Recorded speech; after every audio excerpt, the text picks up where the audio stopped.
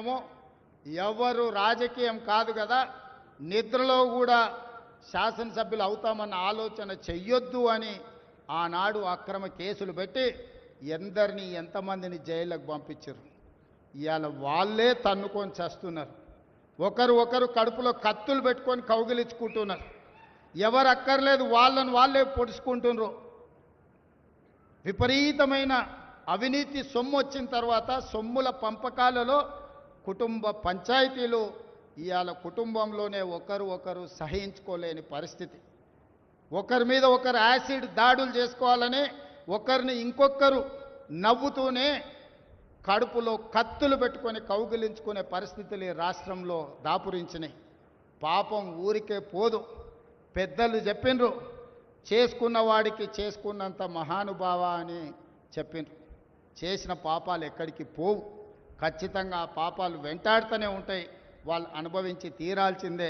ఆయన వెనకాల ఈయన ఉన్నాడని, ఈయన వెనకాల ఆయన ఉన్నాడని నేను ఒక మాట చెప్పదలుచుకున్నాను. అంత చెత్తగాళ్ళ వెనకాల నేనెందుకు ఉంటానయా? నేను నాయకుడిని ఉంటే ముందుంటా, మా వాళ్ళకి తోడుగుంటా. వాళ్ళ కుటుంబాలు వాళ్ళు కత్తులతో పొడుచుకొని హరీష్ రావు సంతోష్ రావు వెనకాల రేవంత్ రెడ్డి ఉన్నాడు అని ఒకరంటే, లేదు కల్వకుంట్ల కవిత గారు వెనకాల రేవంత్ రెడ్డి ఉన్నాడని. మీరంతా దిక్కుమాలలో అని తెలంగాణ ప్రజలు బండకేసి కొడితే మీ వెనకాల ఎవడన్నా బుద్ధున్నోడు ఉంటాడా? అన్నం తినవాడు ఎవడన్నా మీతోను ఉంటాడా? నేను ఉండేది పాలమూరు జిల్లా 4 కోట్ల తెలంగాణ ప్రజల వెనుక ఉంటా, తోడుంటా, వాళ్ళ కోసం పని చేస్తా.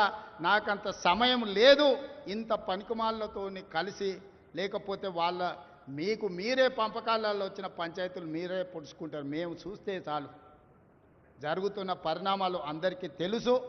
దయచేసి మీ వివాదంలోకి మీ కుటుంబ పంచాయతీలనో మీ కుల పంచాయతీలనో మమ్మల్ని లాగకండి. మాకు ఎలాంటి ఆసక్తి లేదు. మిమ్మల్ని ఎప్పుడో ప్రజలు తిరస్కరించిండ్రు. మీరు కాలం చెల్లిన 1000 రూపాయల నోటు లాంటోళ్ళు. కాలగర్భంలో కలిసిపోతుంది ఆ పార్టీ. ఒకప్పుడు జనతా పార్టీ కూడా గొప్ప పేరుండే, కానీ జనతా పార్టీ కనుమరుగైంది. ఆ తర్వాత తెలుగుదేశం పార్టీ ఒక అద్భుతమైన పార్టీ, చాలామందికి అవకాశాలు కల్పించిన పార్టీ.